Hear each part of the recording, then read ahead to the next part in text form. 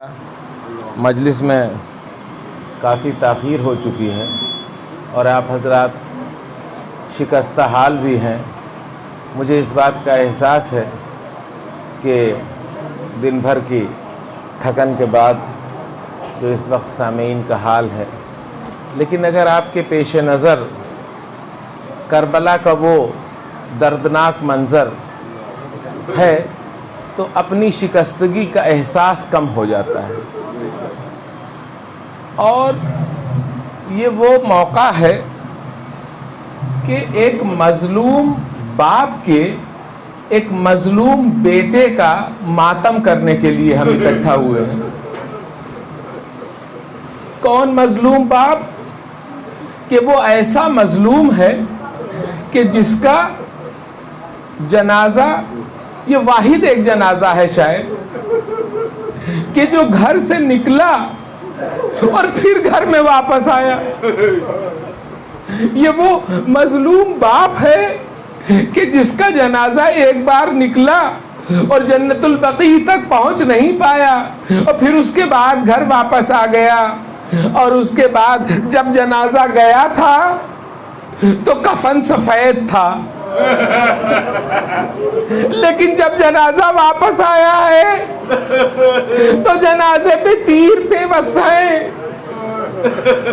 تیروں سے پیوست جنازہ ہے۔ میں کہتا ہوں کہ اے شہزادی جناب زینب، ارے آپ کے پیمانہ صبر کو لاکھوں سلام، آپ کے پیمانہ صبر کو لاکھوں سلام۔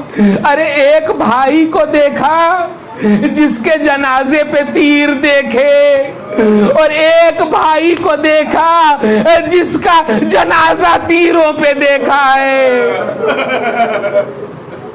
یہ حسن کی لاش ہے کہ جس کے اوپر تیر بہے، اور اس کے بعد اب میدان کربلا میں امام حسین علیہ السلام کی لاش دیکھ رہی ہیں تو وہ لاش تیروں پہ معلق ہے۔ اے شہزادی، ارے آپ کے دل و جگر کا کیا مثال دنیا پیش کر سکتی ہے؟ بس ارباب ازا، یہ وہ باپ ہے کہ ہاں کیا بہن کا اتنا خیال ہے کہ جب امام حسین امام حسن علیہ السلام کے ٹکڑے کٹ کٹ کے تشت میں گرنے لگے، جب اثر انداز ہو گیا زہر، تو اب سینے میں اتنا شدید درد ہے، اور ایک بار امام حسین علیہ السلام چاہتے ہیں کہ پیچھے سے سہارا دے کے بٹھال دیں۔ ایک بار امام حسن امام حسین سے کہتے ہیں، اے بھیا، ارے اس تشت کو یہاں سے ہٹا دو، کہیں ایسا نہ ہو کہ اس کے اوپر زینب کی نگاہ پڑ جائے، کہیں زینب نہ اس تشت کو دیکھ لے۔ اور باب ازا، یہ وہ بھائی ہے، ارے ہاں بس یہ عالم ہے، عالم نزا کا عالم ہے امام حسن علیہ السلام کا۔ ارے تاریخ لکھتی ہے کہ 1-2 سال کا بچہ آ کے باپ کے سینے سے لپٹ جاتا ہے۔ 1-2 سال کا بچہ جب باپ کے سینے سے لپٹ جاتا ہے تو جناب ام فروا کوشش کرتی ہے کہ قاسم کو جناب امام حسن علیہ السلام سے کے سینے سے الگ کر دے۔ ایک بار الگ کرنا چاہتی ہیں، لیکن امام حسن علیہ السلام کہتے ہیں، اے ام فروا، ارے قاسم کو میرے سینے سے لگا رہنے دو، ارے بڑا سکون ملتا ہے اس کے سینے کے لگنے سے۔ اجرکم اللہ۔ اور باب ازا، یہ وہی قاسم ہے کہ جو میدان کربلا میں جب آئے ہیں تو ان کو یہ احساس ہے کہ یہ ابھی کم سن ہے، ابھی جہاد ان کے اوپر فرض نہیں ہے، اور ابھی جہاد کی عمر کو نہیں پہنچے ہیں۔ اس لیے جب مولا نے شب عاشور شمع گل کر دی، اور جب شمع گل ہوئی تو اس کے بعد جب دیکھا کہ سارے پروانے شمع کے ارد گرد ویسے ہی جمع ہیں جیسے پہلے جمع تھے، تو کہا کہ ہاں اے میرے انصارو، اے میرے اعزا، اے میرے اقربا، آؤ تم کو تمہارے مقامات دکھا دوں۔ اب مولا سب کے نام پڑھ پڑھ کے سنانے لگے کہ کس کے نام محضر شہادت میں ہیں۔ ارباب ازا، بس اب نہ یہاں عباس کو کوئی تجسس ہے، نہ علی اکبر کو کوئی تجسس ہے، لیکن تجسس ہے تو امام جناب قاسم کو تجسس ہے۔ ایک بار ایڑیوں کے بل اپنے کو اونچا کر کر کے مولا حسین کو دکھاتے ہیں کہ شاید حسین کی نگاہ میرے چہرے پر پڑ جائے تو میرا بھی نام لے لے چچا، کہ میرا بھی نام محضر شہادت میں ہے۔ لیکن جب شہیدوں کے نام گزر گئے تو اب جب دو چار شہیدوں کے نام بیان کر دیے مولا نے تو اب جیسے قاسم سے رہا نہ گیا، بس ایک بار پوچھ لیا، اس سکوت کو توڑ کر کے پوچھتے اے چچا کیا میرا نام بھی محضر شہادت میں ہے؟ بس ارباب ازا یہ سننا تھا کہ امام حسین علیہ السلام نے کہا اے بیٹا، ارے کل کا وہ دن ہوگا کہ ارے تمہارا ہی نام کیا، ارے تمہارے چھوٹے بھیا علی اصغر کا نام بھی محضر شہادت میں ہے۔ بس جیسے غیرت ہاشمی نے ایک بار انگڑائی لی، کہا اے چچا ارے کیا یہ ایسا وقت ہم پر آ پڑے گا کہ یہ اشقیاء ہمارے خیموں میں در آئیں گے؟ اجرکم اللہ، اجرکم اللہ۔ بس اب جناب قاسم کو مولا نے علم امامت کے بنا پہ مطمئن کر دیا تھا، علم امامت کے بنا پہ مطمئن کر دیا۔ لیکن اب جب ہنگام عاشورہ برپا ہوا، جب ہنگام عاشورہ برپا ہو گیا تو اب جناب اون و محمد گئے، جناب اون و محمد کے لاشیں آ گئے، ایک ایک کر کے جا رہا ہے، لیکن ہر بار قاسم ہاتھ جوڑ کے چچا کے سامنے کھڑے ہوتے، اے چچا اجازت دے دیجئے، اے چچا اجازت دے دیجئے، لیکن مولا اجازت نہیں دے رہے ہیں ارباب ازا۔ بس ایک موقع ایسا آیا کہ ایسا لگتا تھا کہ جیسے قاسم کے صبر کا بند ٹوٹ گیا۔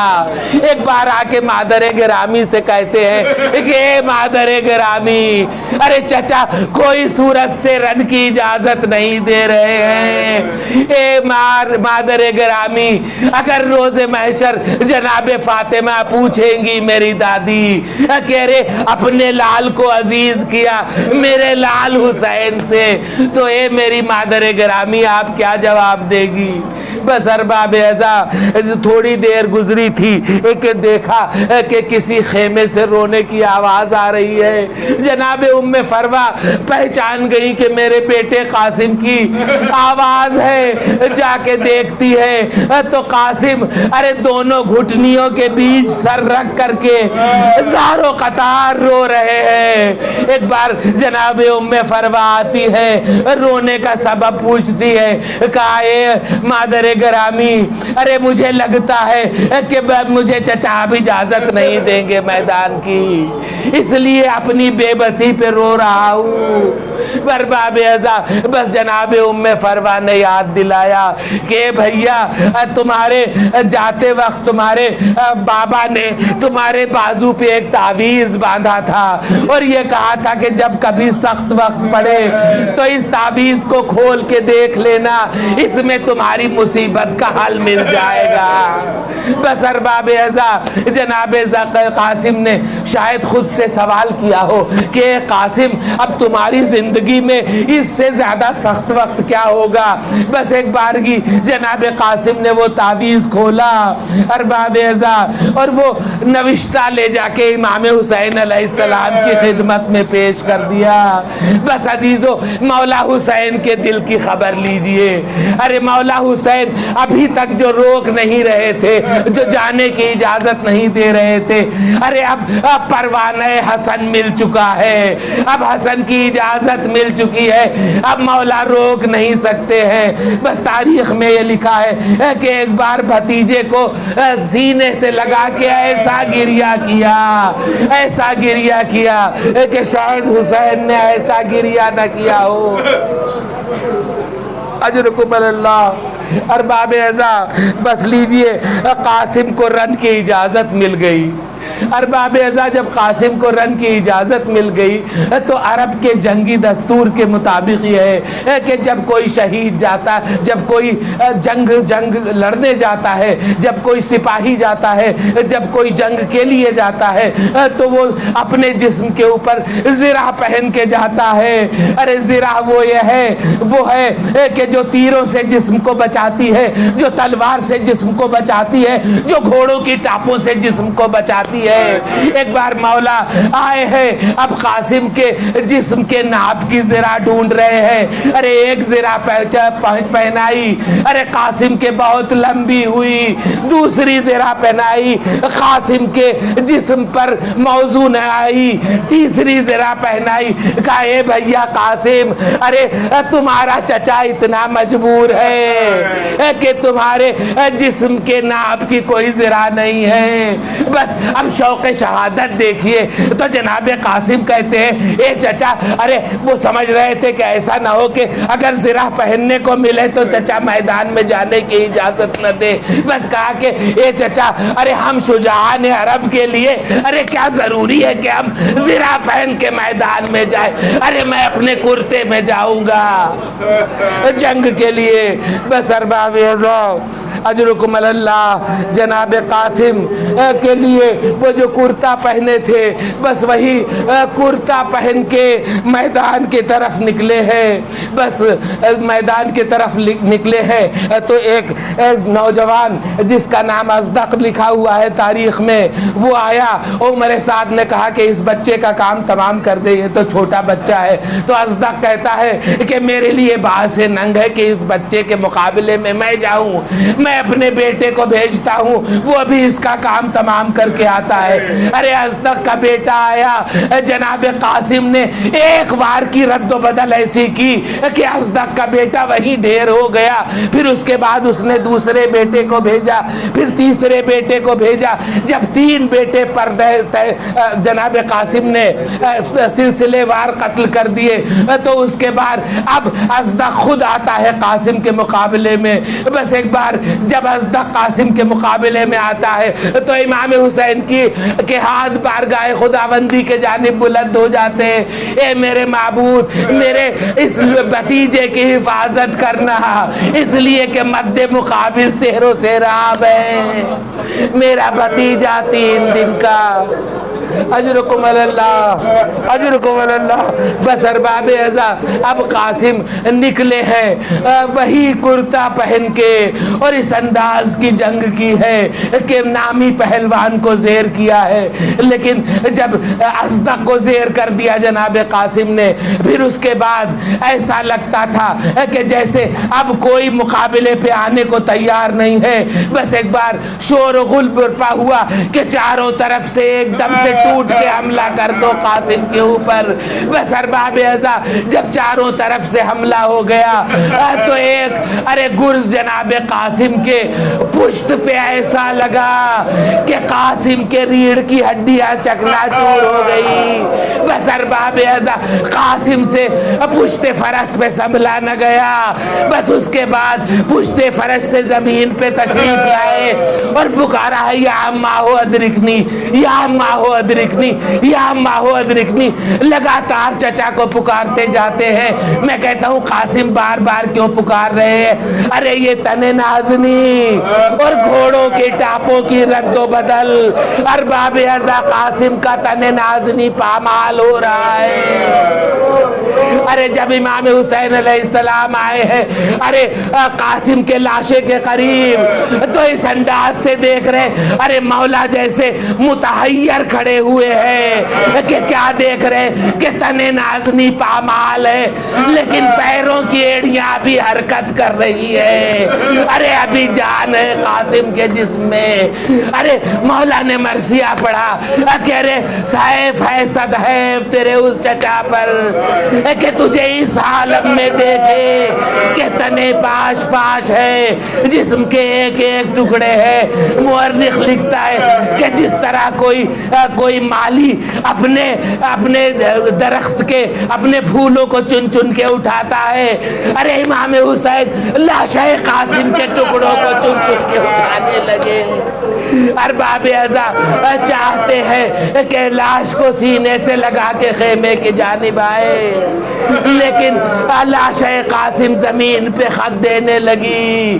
ارے جسم کے ایک ایک اجزا الگ الگ ہونے لگے تو مولا نے یہ ترکیب کی، کہا اے عباس ارے ایک چادر لے کے آؤ، میں اپنے بھتیجے کو اس چادر میں لے کے آتا ہوں۔ ارباب ازا ارے جو ابھی گھوڑے پہ سوار ہو کے گایا تھا وہ حسین کی آغوش میں ارے ایک گٹھری کی شکل پہ اب خیام کی جانب آ رہا ہے۔ ارے وہی کرتا زیب تن ہے۔ ایک بار جب خیمے میں لاش جناب قاسم آ گئی تو جناب زینب نے دیکھا کہ ام فروا نہیں نظر آ رہی ہے، ام فروا کدھر ہے؟ ایک بار جا کے دیکھا تو ام فروا ایک خیمے میں تن و تنہا بیٹھی سجدہ شکر ادا کر رہی ہے۔ اے میرے معبود تو نے اس حقیر کی قربانی کو قبول کیا۔ اور آئی اب لاش قاسم کو دیکھتی ہے، ایک بار کہتی ہے کہ اے حسین مجھے میرے قاسم کا وہ کرتا دے دو، مجھے جس کرتے میں قاسم پامال ہوئے ہیں یہ کرتا مجھے بحیثیت نشانی چاہیے۔ اے ام فروا کیا کریں گی؟ تو جناب ام فروا نے بتایا ارے جب یہ لٹا ہوا قافلہ پہنچا ہے مدینے تو ساری بیویاں کچھ تو قمر بنی ہاشم محلے کے طرف گئی، کچھ روضہ رسول پہ گئی، لیکن جناب ام فروا نے نقیب سے کہا ارے میرے ناقے کو جنت البقیع کی جانب لے چلو۔ جنت البقیع کی جانب لے کے گیا ناقا، ارے امام جناب قاسم کا وہ خون آلود کرتا ارے قبر حسن پہ ڈال کے ام فروا کہتی ہے اے میرے سید و سردار، اے میرے سید و سردار، ارے آپ کے بیٹے نے میدان کربلا میں ایسی عظیم الشان جنگ کی، ایسی عظیم الشان جنگ کی کہ جس کی نظیر دنیا میں نہیں ملتی۔ آپ کے خون کو جناب قاسم نے ارے ایسا روشن کیا کہ قیامت تک کے لیے اب قاسم کا نام لیا جائے گا۔ ویسے عالم الذین ظلموا